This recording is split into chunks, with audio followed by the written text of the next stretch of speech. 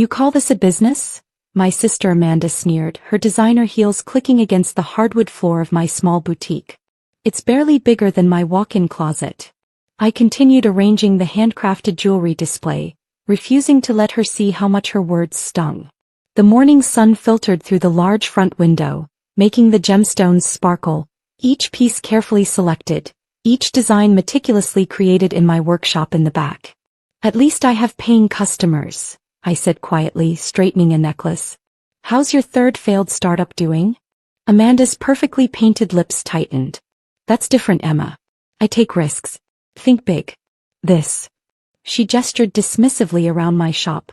This is just playing it safe. The bell above the door chimed and I looked up to see my parents walking in. Great. The whole family circus had arrived. Dad took one look around my 800 square foot space and shook his head. The disappointment in his eyes was familiar.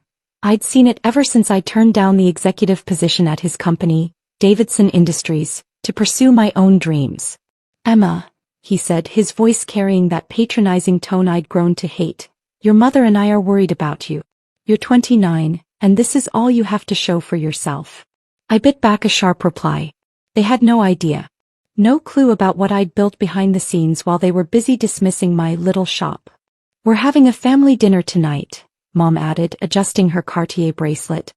To celebrate some exciting news. Davidson Industries is about to close the biggest deal in its history. That's wonderful, I said, keeping my voice neutral. But I have inventory to do tonight. See? Amanda smirked. This is why you're being left behind. While Dad's about to sign a $100 million contract with Global Tech, you're counting beads in your tiny shop. I froze. Global Tech. They had no idea. This merger will change everything, Dad said proudly. Once we acquire Global Tech's manufacturing division, Davidson Industries will dominate the market. I smiled slightly, remembering the stack of documents sitting in my office safe. Not my shop office, my other office in the gleaming skyscraper downtown. You should really come to dinner, Emma, Mom pressed. Meet some real business people. Maybe they can mentor you, help you think bigger. The irony almost made me laugh. If they only knew that their precious merger, the deal they were so proud of, couldn't happen without my signature. Because while they were busy mocking my little shop, they had no idea that 5 years ago, I had quietly founded Phoenix Enterprises, now the parent company of Global Tech. I'm sorry, I said, not sorry at all. I have other commitments tonight. Dad's face darkened. There's that attitude again. This is why you'll never succeed in business, Emma. You don't understand the importance of connections, of being there when it matters. I watched them leave, Amanda throwing one last contemptuous look at my tiny store. The bell chimed again, its cheerful sound a stark contrast to the tension they left behind. Pulling out my phone, I dialed my assistant at Phoenix Enterprises. Sarah? Move up tomorrow's meeting with Davidson Industries to 9 a.m. And make sure the conference room camera is recording. I want to remember every expression when they realize who they've been dealing with. The next morning I arrived early at Phoenix Enterprises headquarters, wearing my best power suit. My little shop would be fine without me for a few hours. After all, it was just a passion project, a creative outlet that had somehow become the family's favorite target for ridicule. As I sat in my top-floor office reviewing the merger documents one last time, I thought about how none of them had ever bothered to really look at my small business. If they had, they might have noticed that every piece of jewelry I sold was made with rare, ethically sourced gems that could only be acquired through very specific channels. Channels that, coincidentally, Global Tech had been trying to access for years. My intercom buzzed. Ms. Mitchell? The Davidson Industries team has arrived. I smiled, standing up and smoothing my jacket. Perfect timing. Let's give them a warm welcome. Sometimes the smallest shops hide the biggest secrets. And my family was about to learn that lesson the hard way. I watched through the one-way glass as my family entered the conference room. Dad looked confident as always, straightening his tie as he took his seat at the table. Amanda sat beside him, tapping away on her phone, probably updating her social media about being part of this historic deal. Mom chose to stand by the window, admiring the city view that ironically included my tiny shop several blocks below. The CEO of Phoenix Enterprises will be joining us shortly, Sarah announced, setting water glasses on the table. I noticed how Amanda's eyes lingered appreciatively on my assistant's designer suit, probably assuming Sarah was the CEO's secretary. I still don't understand why we need the parent company's approval, Dad grumbled. We've already negotiated everything with Global Tech's board. I smiled, checking my reflection one last time. 5 years of careful planning, of keeping my true business identity separate from my family's knowledge, had led to this moment.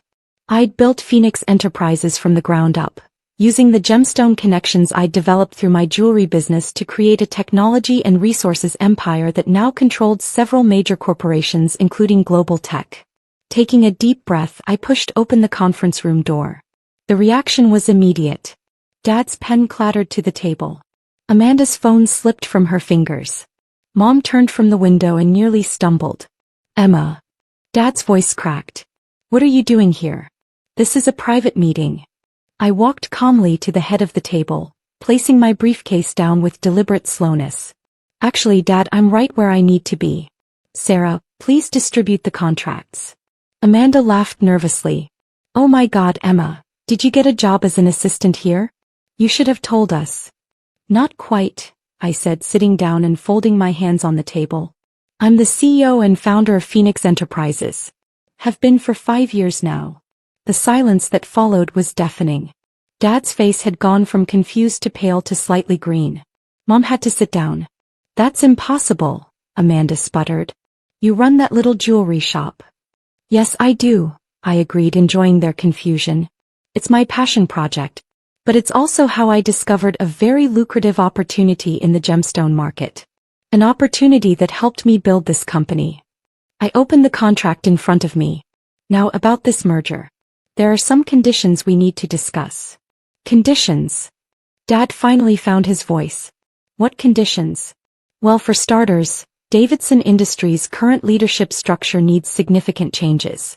Your company's treatment of junior employees is concerning, and your resistance to innovative ideas has made you stagnant. Dad's face reddened. Now wait just a minute, Dash. No, Dad, you wait, I cut him off firmly. For years, you've dismissed my ideas, mocked my choices, and treated me like I was beneath you. You never once bothered to look closer at my tiny shop, or ask about my other business ventures. You were so convinced I was a failure that you missed watching me become your boss. Amanda was still shaking her head in disbelief. But your shop, it's so small. Size isn't everything, Amanda. Something you might have learned if you'd spent more time building sustainable businesses instead of chasing quick profits. I pulled out another document from my briefcase. This is a complete restructuring plan for Davidson Industries. If you want this merger to happen, these changes are non-negotiable. Mom finally spoke up, her voice trembling. Darling, surely we can discuss this as a family. That's exactly what we're doing, I replied coolly. Isn't this what you wanted? For me to meet with real business people? Well, here I am. I watched as Dad skimmed through the restructuring document, his face growing darker with each page. This would mean stepping down as CEO. Yes, it would. The new CEO will be someone who values innovation and understands modern business practices. Someone who doesn't judge success by the size of a storefront. The room fell silent again, broken only by the soft sound of Amanda sniffling. I almost felt sorry for them. Almost. You have until tomorrow morning to decide, I said, standing up. Either accept these terms or we'll find another company to acquire. One that shares our vision for the future.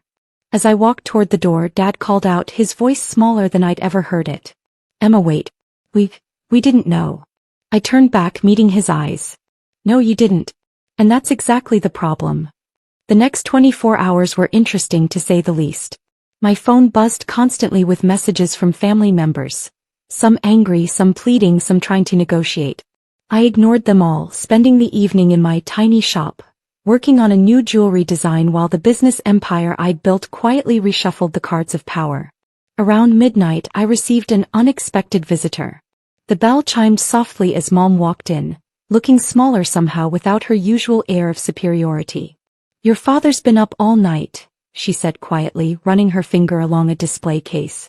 Reading through company reports, old project proposals, especially the ones you submitted years ago. I continued working on the emerald necklace in front of me. Find anything interesting? He found that sustainable energy proposal you submitted when you first graduated. The one he dismissed as impractical. Turns out global tech implemented something very similar last year. It made them millions. 200 million actually, I corrected, setting down my tools. I sold them the refined version of that same proposal through Phoenix Enterprises. Mom sank into one of the shop's vintage chairs. We really messed up, didn't we? You never saw me, I said simply. You were so busy looking down at this shop that you never bothered to look up and see what else I was building. The next morning I arrived at Phoenix Enterprises to find my entire family waiting in the conference room. Dad looked like he hadn't slept. Amanda's designer outfit was slightly wrinkled and Mom's eyes were red. We accept your terms, Dad said as soon as I walked in, pushing the signed restructuring agreement across the table. I picked up the document, checking each signature carefully. All of them, including your resignation as CEO? He nodded stiffly. Yes. But I have one question. Why keep the shop? With all this? He gestured around at the gleaming office. Why bother with that small space? I smiled, thinking of the workshop where I still spent my happiest hours. Because that shop isn't about making money or proving anything. It's about creating something beautiful with my own hands. It's about passion, something you never understood about business. I understand now, he said quietly. Too late probably, but I understand. Over the next few months, Davidson Industries transformed under Phoenix Enterprises leadership. I appointed a promising young executive as CEO. Someone who'd worked her way up from the bottom and understood the value of innovation. Dad stayed on as an advisor, learning more about modern business practices than he had in 20 years of running things his way. Amanda surprisingly showed the most growth. She started spending time at my shop not to criticize but to learn. I never realized how much work goes into each piece, she admitted one day watching me work. Or how much you have to understand about global supply chains, rare materials, market dynamics. Business lessons can come from unexpected places, I told her. Sometimes the smallest shop can teach you more than the biggest boardroom. 6 months after the merger, I hosted a family dinner, not at some fancy restaurant but in my shop after hours. We sat among the displays, eating takeout and drinking wine from paper cups. I have something for each of you, I said, pulling out 3 small boxes. Inside each was a piece of jewelry I'd made myself. Cufflinks for Dad featuring the Davidson Industries logo reimagined. A delicate bracelet for Mom with stones from every country where Phoenix Enterprises operated. And for Amanda, a necklace designed to remind her that success comes in many sizes. These are amazing, Mom whispered, touching the stones gently. Each one tells a story. Yes, I agreed, looking around at my tiny shop that had started it all. They do. Dad cleared his throat. Emma, I owe you an apology. All those years I thought I was teaching you about business, but you were the one with the real lessons. I raised my paper cup. Here's to lessons learned. And to small shops with big secrets. As we sat there laughing and talking, I thought about success and how differently it can look from various angles. My family had finally learned to see beyond size and surface appearances, to understand that true business acumen isn't measured in square footage or corner offices.